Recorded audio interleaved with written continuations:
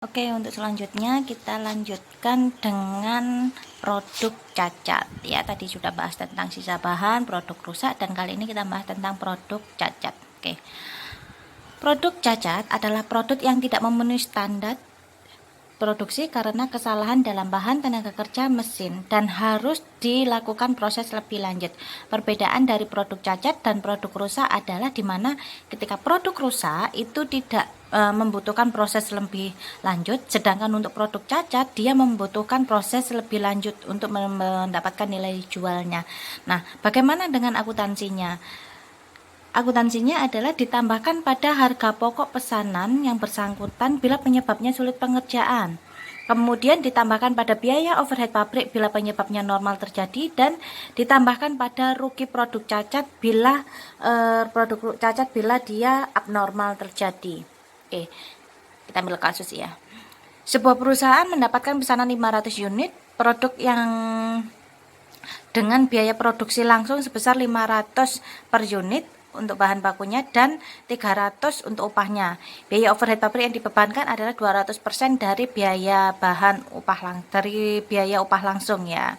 Overhead pabrik sesungguhnya yang terjadi selain di atas adalah 310.000 unit ya.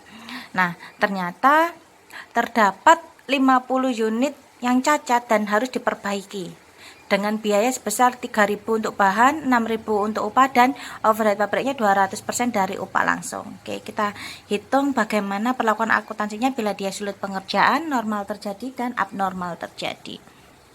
Kita hitung dulu HPP-nya ya.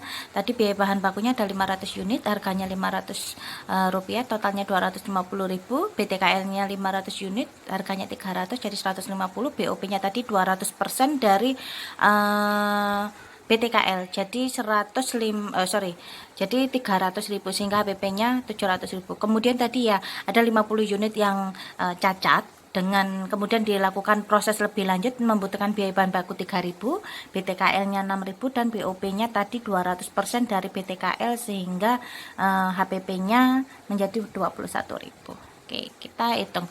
Yang pertama adalah ketika dia sulit pengerjaan. Nah, ketika sulit pengerjaan sama ya, ketika kita mencatat biaya produksi, BDP pada biaya bahan baku, BTKL dan BOP semuanya sama. Sulit pengerjaan normal terjadi, abnormal terjadi.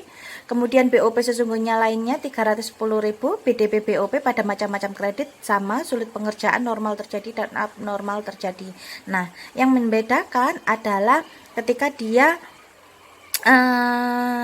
produk cacatnya sulit pengerjaan, tadi dia dibebankan atau ditambahkan pada HPP, maka jurnalnya barang dalam proses, BDP, BBB, BTKL, dan BOP 21.000, 3.000, 6.000, dan 12.000, sehingga jurnal mencatat produk selesainya ya, karena dia dibebankan ke HPP maka dia akan menambah HPP-nya 21.000.